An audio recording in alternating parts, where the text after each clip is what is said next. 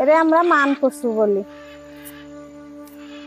এর মাছ দিয়ে রান্না করলে অনেক ভালো লাগে খেতে।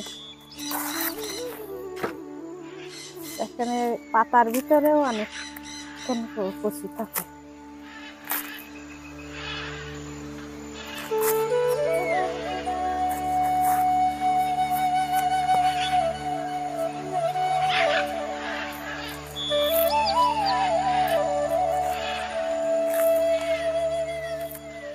এটা নিয়ে যেয়ে আমি এখন বড় মাছ দিয়ে রান্না করব।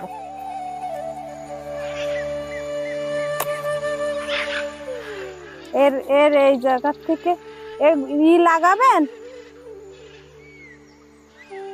লাগাইছেন যদিও একদিন খাওয়া যাবে না।